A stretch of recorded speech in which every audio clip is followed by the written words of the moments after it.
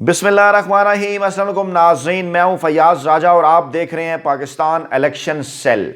दोस्तों, खैबर पख्तूनख्वा वो सूबा जो कि है इमरान खान का बेस कैंप, यानी यही वो सूबा जहां पर पाकिस्तान तहरीक इंसाफ और इमरान खान ने सबसे पहले कामयाबियों की दास्तान रकम की, KPK में सूबाई हुकूमत बनाई, परवेज खटक वहां के वज़ीर आला थे और उसके बाद इमरान खान वजारत उज़्मा की कुर्सी तक पहुंचे। इलेक्शन दोनों सूबों के KPK और पंजाब अब बिल्कुल सामने की बात है और फैसला आ चुका सुप्रीम कोर्ट से। और अब किसी सूरत ये इलेक्शन अगर ज्यादा डिले भी हुए तो 30 अप्रैल से आगे नहीं जा सकते, यानी ईद उल फितर के फौरन बाद हमारे ज़राए का यह दावा है कि 23 अप्रैल, 25 अप्रैल और 30 अप्रैल के दरमियान मुमकिना तौर पर यह पोलिंग डे होगा। इस दौरान अब जो सबसे बड़ा क्वेश्चन इंतखाबी सियासी माहिरीन के सामने आपके जहनों में वो है जनाब के खैबर पख्तूनख्वा में इलेक्शन जीतने की सूरत में 2/3 अक्सरियत के साथ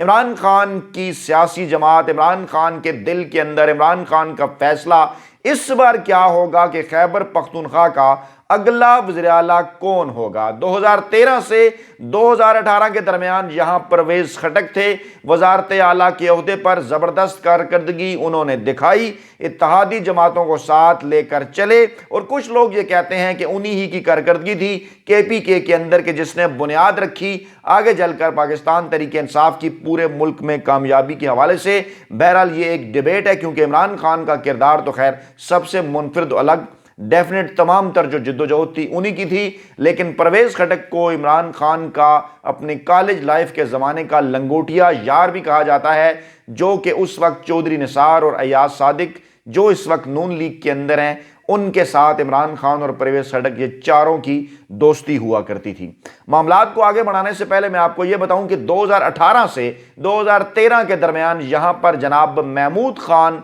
जो है वो KPK के वज़ीर आला रहे और वो भी जो है वो कप्तान के ज़बरदस्त खिलाड़ी साबित हुए, उनकी कारकर्दगी भी शानदार रही। और असद कैसर जो कि एक तीसरा मुमकिना तौर पर नाम है, 2013 से 2018 में ये KPK की सूबाई असम्बली के स्पीकर थे। उसके बाद फिर 2018 के इलेक्शन में इमरान खान जो है वो उन्होंने इन्हें जो है वो कौमी असम्बली का स्पीकर जो है वो बनाया। बारी बारी इन सब के ऊपर बात करते हैं। पहले असद कैसर से शुरू कर लेते हैं क्योंकि बाज़ लोगों का ये ख्याल है, उनका ये मानना है कि खैबर पख्तूनख्वा का जो अगला वज़ीर आला है वो डार्क हार्स भी साबित हो सकता है, इन तीनों में से शायद कोई नाम भी ना हो। एक बात बड़ी इंपॉर्टेंट है, जो आपका फीडबैक है, जो आपके कमेंट्स हैं वो बड़ा अहम किरदार अदा करते हैं। आप इसको कन्वर्सेशनल रखिए, फीडबैक दीजिए, कमेंट जरूर कीजिए। कमेंट क्योंकि जितने ज्यादा आएंगे उतने हम इनकरेज होंगे और डिफरेंट और यूनिक आइडियाज पर पाकिस्तान इलेक्शन सेल के प्लेटफॉर्म से आपके सामने वीडियोस पेश करेंगे। तो जनाब आपने भी ये जरूर बताना है कि कौन होना चाहिए अगला वज़ीर आला। लाजमी बताना है आपने कमेंट्स के अंदर कि परवेज खटक हो, असद कैसर हो या फिर महमूद खान हो।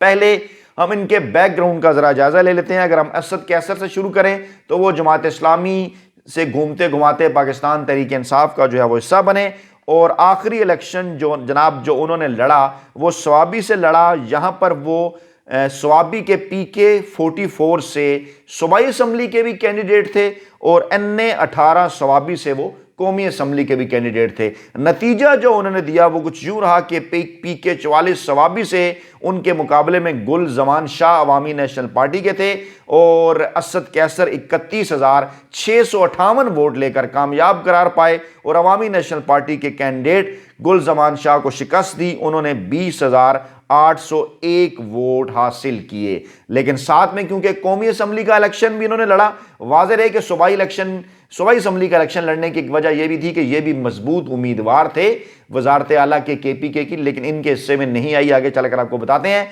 कौमी असम्बली का इलेक्शन इन्होंने लड़ा, NA 18 स्वाबी 79,428 वोट लेकर जीते। 34,684 फजल अली MMA के इनके मुकाबले में हारे। इमरान खान ने अपने इस खिलाड़ी को कहा कि नहीं जनाब, आप KPK کی وزارت اعلیٰ کے کینڈیڈیٹ نہیں ہیں، صوبائی اسمبلی کی نشست چھوڑیے اور مرکز کے اندر پہنچیے، آپ جیسے سینئر لوگوں کی ضرورت ہے۔ انہوں نے صوبائی اسمبلی کی نشست چھوڑی، مرکز میں پہنچے، ان کی جگہ پر صوبائی اسمبلی کی نشست پر ضمنی الیکشن ہوا اور PTI کی عاقب اللہ جیتے 18,723 ووٹ لے کر، غلام حسین عوامی نیشنل پارٹی کے 17,093 ووٹ جو ہے وہ لے سکے، اور یہ پھر پہنچے یہ سیٹ چھوڑ کے قومی اسمبلی میں، انہیں پھر عمران خان نے اسپیکر بنوایا۔ پرویز خٹک کی طرف چلتے ہیں۔ پرویز خٹک 2 حلقے صوبائی اسمبلی کے لڑے، سٹرونگ کینڈیڈیٹ تھے یہ، ایک بار پھر وزارت اعلیٰ کے، اور سب یہ کہہ رہے تھے کہ یہی دوبارہ وزیر اعلیٰ بنیں گے۔ ہوا کیا؟ PK 61 نوشہرہ سے انہوں نے الیکشن لڑا صوبائی اسمبلی کا، پرویز خان عوامی نیشنل پارٹی کے ساتھ مقابلہ تھا، جیت گئے 20,647 ووٹ لے کر۔ ANP کے پرویز خان ہار گئے، 16,054 ووٹ لیے۔ دوسرا حلقہ تھا جناب PK 64 نوشہرہ ہی کا، وہاں پر پھر ANP کے محمد شاہد سے مقابلہ تھا، جیت گئے پرویز خٹک، زیادہ بہتر لیڈ تھی، 36,278 ووٹ لیے۔ شاہد صاحب جو ANP کے تھے وہ صرف 18,000 یعنی ان سے نصف ووٹ لے سکے، لیکن انہوں نے بھی ساتھ ساتھ قومی اسمبلی کا بھی الیکشن لڑا تھا NA 25 نوشہرہ سے، اور وہاں پر یہ جیتے، پرویز خان ہی تھے ان کے مقابلے ANP کے، وہاں انہوں نے ووٹ لیے 82,208، سگنیفیکنٹ وکٹری، اور ANP کے پرویز خان حاصل کر سکے صرف 35,661 یعنی نصف سے بھی کم۔ اور پھر بات چلی کہ جناب کیا یہ وزیر اعلیٰ بن رہے ہیں KPK کے؟ عمران خان نے کہا کہ نہیں جناب، کھلاڑی کس کو کہاں کھلانا ہے اس کا فیصلہ میں نے کرنا ہے۔ پرویز خٹک صاحب، آپ کی ضرورت ہے قومی اسمبلی کے اندر سینئر لوگوں کی، آپ ہمارے وزیر دفاع ہوں گے، اور صوبائی اسمبلی کی دونوں نشستیں چھوڑ دیجئے۔ صوبائی اسمبلی کی دونوں نشستیں انہوں نے چھوڑی، یہاں پر ضمنی انتخابات ہوئے اور PK 61 کے اوپر ابراہیم خٹک جیت کے 14,713 PTI، اور نور عالم ہار گئے 9,466 ووٹ لے کر۔ PK 64 میں لیاقت خان جیت گئے PTI 22,775، اور محمد شاہد ANP کے ہار گئے 9,560، اور NA 25 کی سیٹ پرویز خٹک نے ریٹین کی، وزیر دفاع بن گئے۔ NA 18 کی سیٹ اسد کیسر نے ریٹین کی، قومی اسمبلی کے اسپیکر بن گئے۔ یہ دونوں کینڈیڈیٹ جو ہے وہ وزارت اعلیٰ کے منصب پر نہ پہنچ سکے، کرۂ فال نکلا۔ عمران خان نے کہا نہیں جناب، اب کے بار ہوں گے محمود خان جن کا تعلق ہے سوات کے ساتھ، وہ ہوں گے جناب KPK کے نئے وزیر اعلیٰ۔ تو جناب PK 9 سوات ان کا حلقہ، 2018 میں انہوں نے ایوب خان عوامی نیشنل پارٹی کے ان کے مقابلے میں الیکشن لڑا، اور جناب یہ جیت گئے 25,697 ووٹ لے کر، اور عوامی نیشنل پارٹی کے ایوب خان ان کے مقابلے میں نصف سے بھی کم 11,509 ووٹ لے کر ناکام ہو گئے۔ دھڑے بندی تو تھی پاکستان تحریک انصاف کے اندر، ہوتی ہے، بڑا نیچرل ہے، سیاسی جماعتوں کے اندر ہوتی ہے۔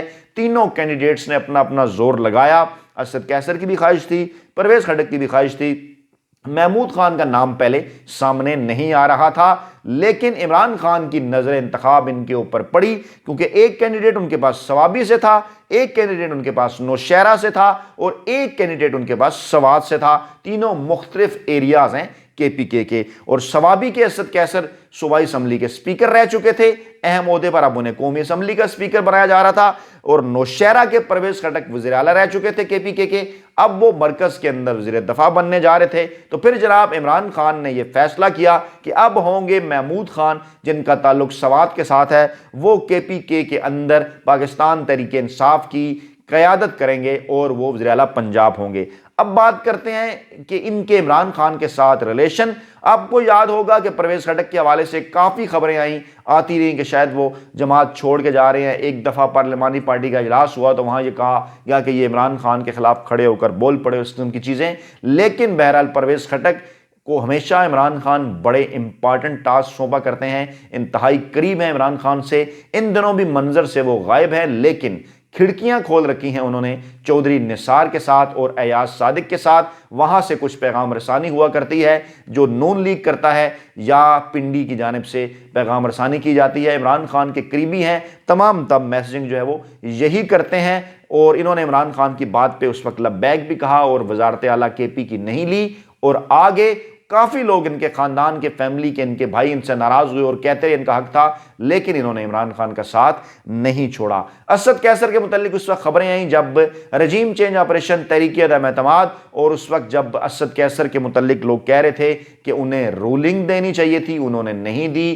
قاسم سوری نے دی، بعض لوگوں نے کہا کہ یہ ڈر گئے تھے، پیچھے ہٹ گئے تھے، ان کا کردار کچھ لوگوں کو ایمبیگوس بھی اس کے اندر لگا، لیکن بہرحال اسد کیسر بھی عمران خان کے ساتھ کھڑے رہے اور انہوں نے ایسا نہیں کیا کہ کوئی پارٹی چھوڑ دیں، پریشر ان کے اوپر بھی آتے رہے۔ محمود خان بالکل سٹریٹ فارورڈ کھلاڑی، فرنٹ فٹ پر کھیلنے والے عمران خان کے، اب جب کہ پنجاب کے اندر سوچ و بچار کی پرویز الہی نے کہ اسمبلیاں تحلیل کروں یا نہ کروں، محمود خان نے کسی قسم کی کوئی سوچ بچار نہیں کی، جو بات عمران خان نے کی پارٹی صدر کی بات پر لبیک کہا اور پھر انہوں نے کے پی کی اسمبلی توڑ دی۔